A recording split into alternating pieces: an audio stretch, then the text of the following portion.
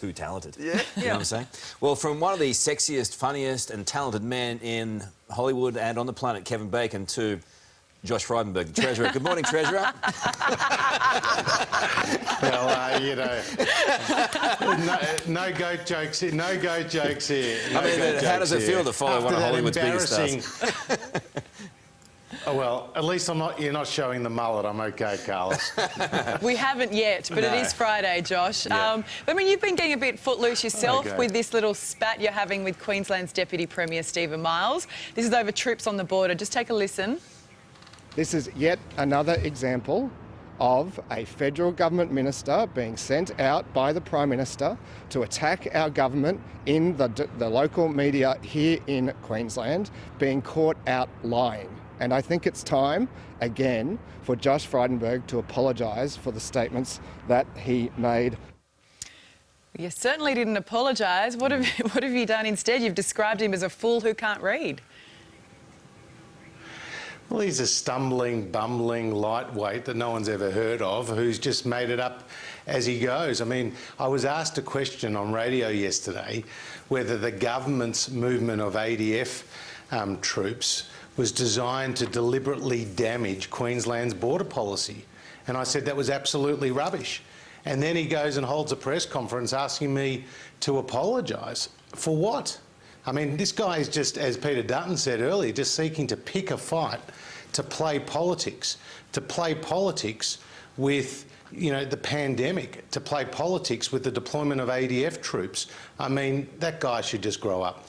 Do you want to think about your answer to that question and what you really think of him, or do you want to just really lay it out on the line? No? Yeah. Well, yeah, look, I just had to tell you how it is. I mean, yesterday I was asked a very direct question. I gave a very direct answer. And then suddenly, out of the blue, this bloke comes out with launching this scathing attack on the Morrison government, just making it up as he goes. I think you rightly are holding him to account. And so are other journalists for just completely misleading everybody in relation to what was said. Oh, I don't know. I almost felt sorry for him yesterday when you came out firing and Peter Dutton came out firing. It seemed a little unfair, but... Yeah, it was bullying. It was.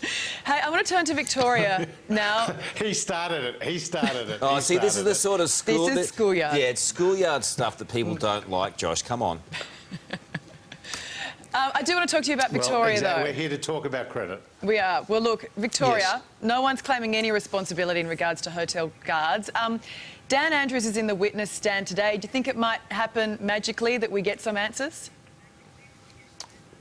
Well, this inquiry was set up to provide answers, and Victorians are still waiting for those answers. It's a very serious issue. There's been huge mistakes that were made in hotel quarantine, and we need those answers as to how that happened, why the ADF were rejected, why security guards were deployed. That's the reality of what Victorians now face, and it's been a tragic outcome for Victorians, whether it's about the economy or whether it's you know, about the loss of life through the second wave in Victoria. Victorians need answers, and that's what the inquiry was set up to do. You've announced this morning too these new reforms that will make it easier for Australians to access loans. Is that responsible lending? Well, right now we've got an approach which is restrictive lending because there's a level of regulation which is overly complex, it's costly, it's one size fits all, and it prevents people getting access to credit as they should. And so therefore these changes that we're proposing is going to remove that level of duplication in the system.